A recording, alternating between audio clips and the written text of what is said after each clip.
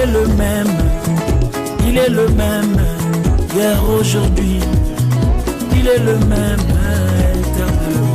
Jésus, il est le même, il est le même, hier, aujourd'hui, il est le même, éternellement. Chantons tous ensemble, il est le même, il est le même, hier, aujourd'hui, il est le même, éternellement. Il a guéri Bartimée, il a ressuscité Lazare, hier, aujourd'hui, il peut le faire encore dans ma vie. Jésus, il est le même, il est le même, hier.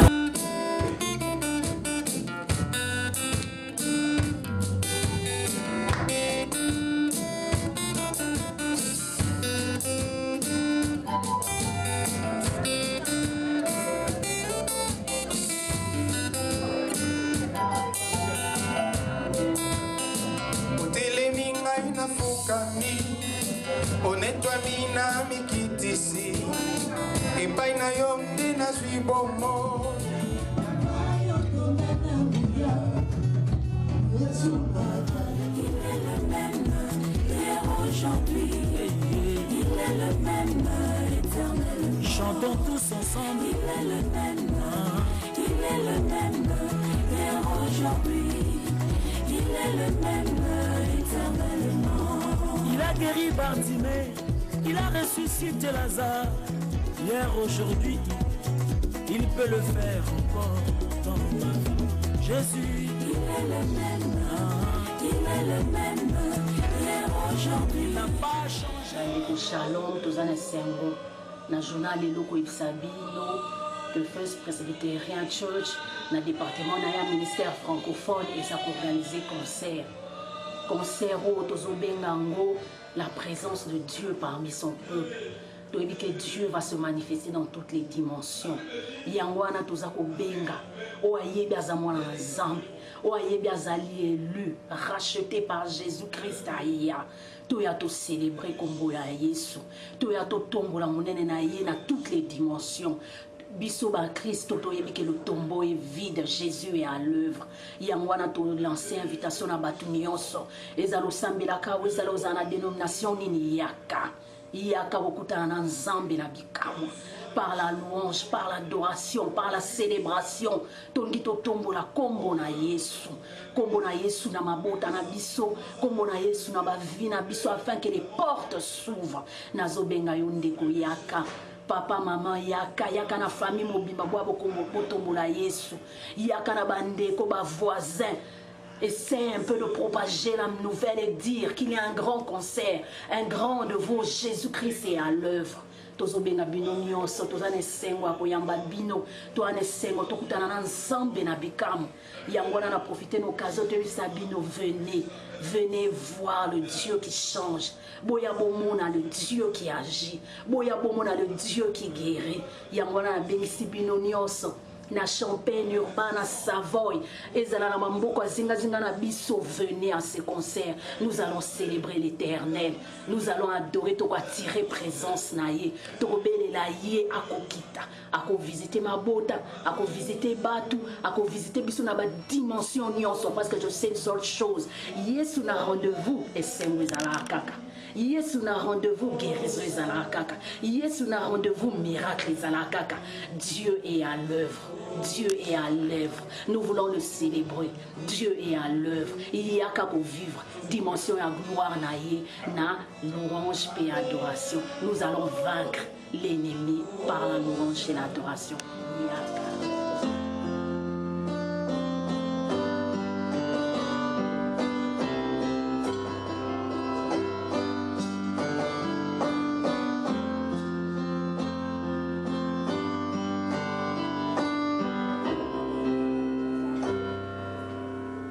Ouais, tozobenga bino bandeko nyonso oyo bana nzambe la ville ya Champagne tozobenga bino toza na manifestation ya munene awa na kati ya Champagne précisément na kati ya église presbytérienne boyebi bino moko bozolanda bozoyoka na basango na baveni ndenge sango ezokende en tout cas peuple de Dieu bana nzambe toyebi ke jour wana nzambe akotombwama lolenge kaka toyebi nzambe na biso azalaka number 1 aza numéro 1 tosengi na peuple de Dieu nyonso o nyonso balingaka nzambe balingaka Jésus Christ na tobengi bino nyonso peuple de Dieu boya en tout cas banzungu bokomona pena makambo ya minene nzambe akosala à travers badoration ya ndeko na biso frère na biso Henri papa oyo bandeko nyonso na konsi nyonso benezala congolais ozala nord américain ozala nan asiatique ozala chinois otongo yoki information yaka oyoka maloba nzambe ekosala bien mpo ye fortifie biso kwa édifie yo ntango kokoso ezalaki ntango ozoyoka maloba yango ekosala yo bien donc tobengana toyoka esala esengo makasi. Nous vous saluons tous au nom de Dieu et nous vous invitons de venir partager la louange et l'adoration avec notre frère Henri Papa. Il sera ici le 13 septembre. Nous vous invitons. Les rencontres il y a bien pour la biso. Les rencontres autres quoi, nous avons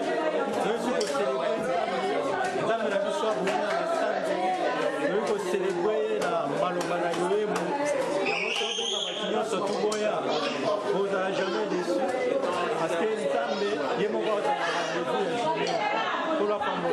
Concert dimanche dans l'église de First Presbytérienne. Le frère Henri Papa va nous animer, va nous conduire dans la louange et dans l'adoration. Nous vous invitons, nos bien-aimés frères en Christ, les bien-aimés de Champagne, Springfield, Bloomington, Denville. Vous serez la bienvenue dans notre église et nous allons adorer le Seigneur ensemble. Champagne, Baya, conseil dimanche, Henri Papa Obeta, alors vous avez décidé, la pays bala Zambénion, ça va à Chicago, bala Bloomington, bala partout, bala Zinga Champagne, Boya, vous avez décidé, le groupe n'a pas quoi accompagner dans vous avez décidé, n'a pas si nous merci na pour moi. Mais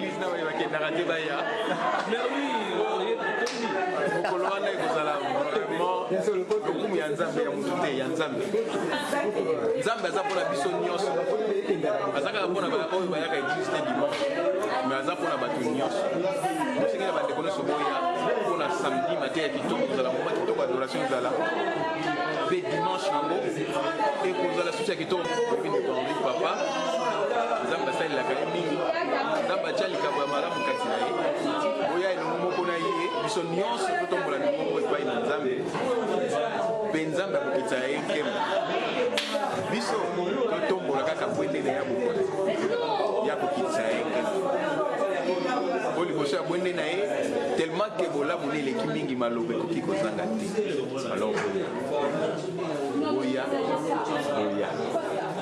banzembo lokola nagetsemane yo melikeli oyo ya minyoko mawa mpe mpasi ondimi kokoma lisumu eloko yo osala nanu te yo moto umeli na bosantu ebanda boni yokoma lisumu yaya na ngai obongi na yango te eza ngai nde na meritaki sonyo yo sonyo te originalité mpo boyoka mo boya dimanche topesi kaka mwa supu eboya dimanche na bomola motema bolingo nde elongoli yo na lola yango nde ekitisi yo na se kaka bolingo enyokoli yawe kumama yawe kumama yawe kumama yawe kumama yawe kumama kolo yawe kumama aina talela nani aina talela seyo aina talela nani aina talela seyo mukutilanga yawe kumama kolo yawe kumama kolo yawe kumama kolo kolo yawe kumama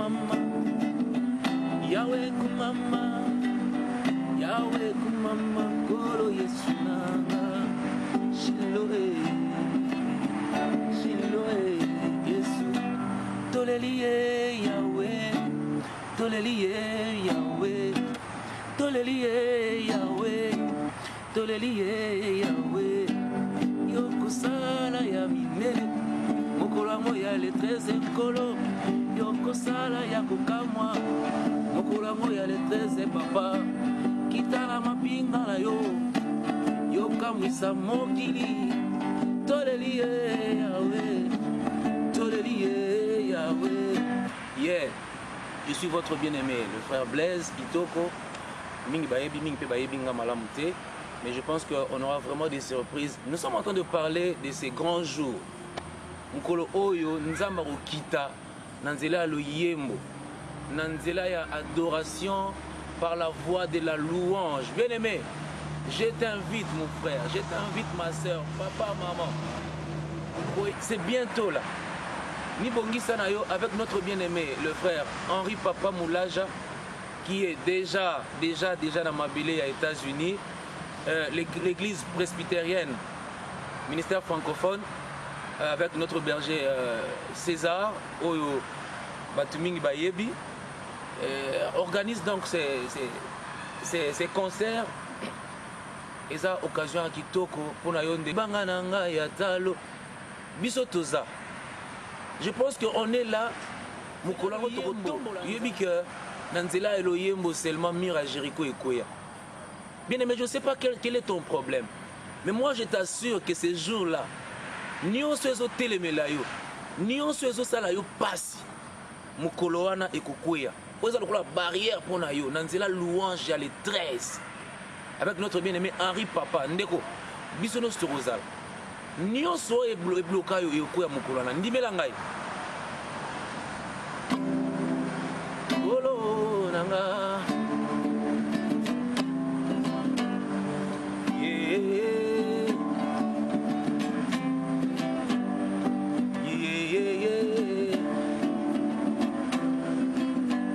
yozali nzambe nanga mosungi akokamwa Lisusu nini yo mosungi ya mabota tobeleli kombo mosusu te kaka kombo na yo mokonzi na ngai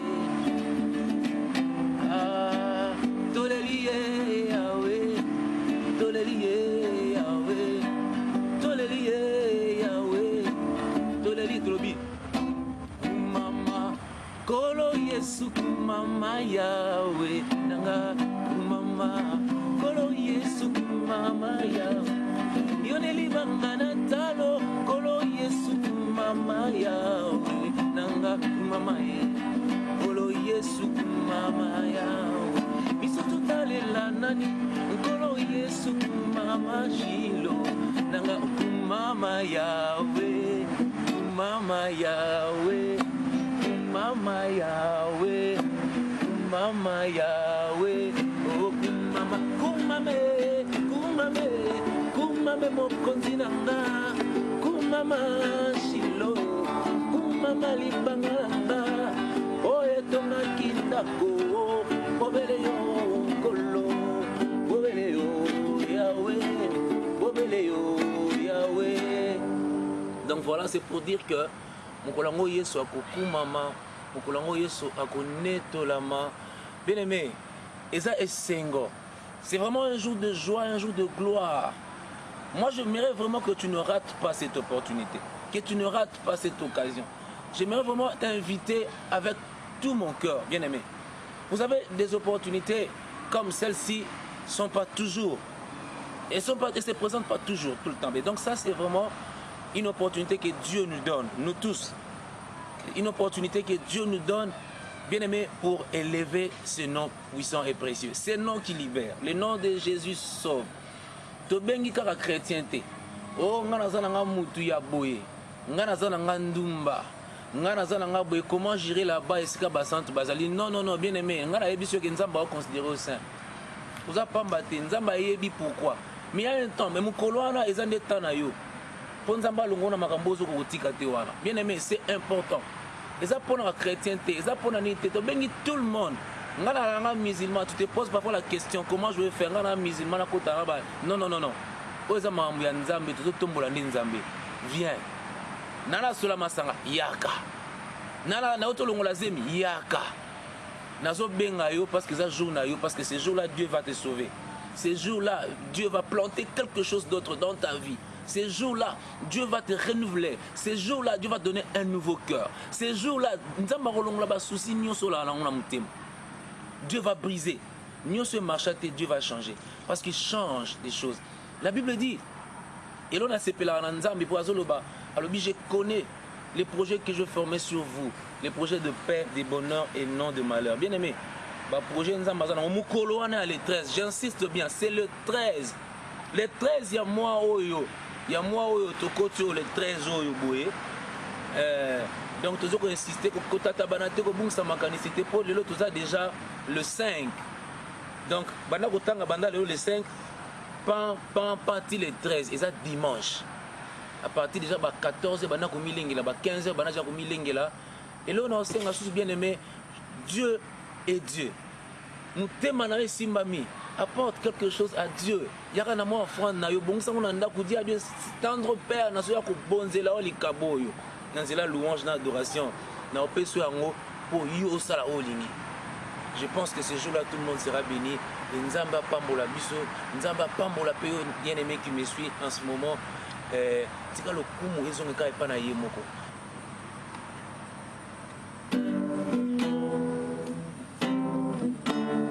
Yozali oyo asalaka esengo nanga oyo wasimbaka bomoi nanga oyo akitisaka motema na ngai Yesue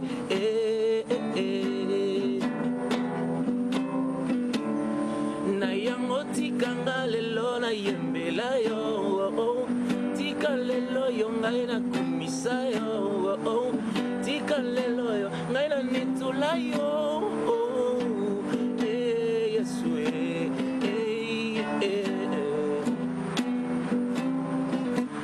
oyo ozali bozwi na ngai papa mopangusi ya mai na miso na ngai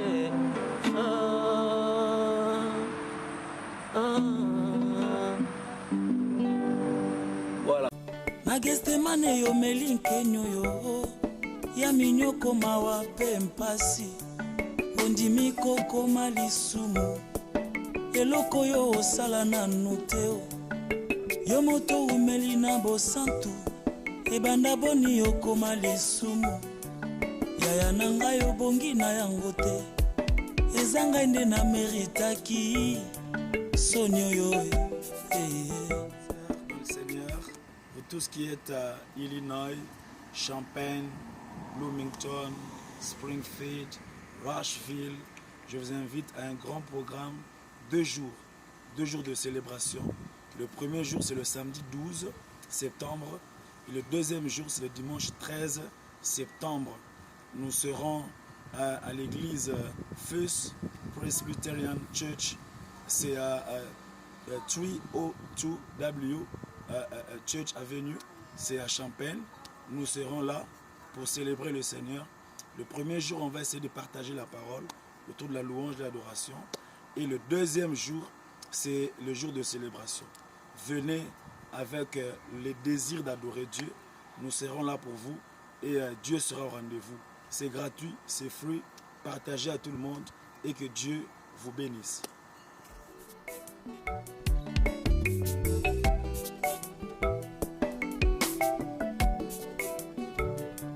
nakanisi nzele kulusu yango mpo nini bato ebele boye basangeli moto se moko asali bango nini ye tala mosusu akamati soyi ya ebele na monoko na ye asopi yango se na elongi oyo ya mwana na mpate oyo amesana koseka oyo amesana kolimbisa yaya na ngai obongi na yango te eza ngai nde na meritaki soni oyo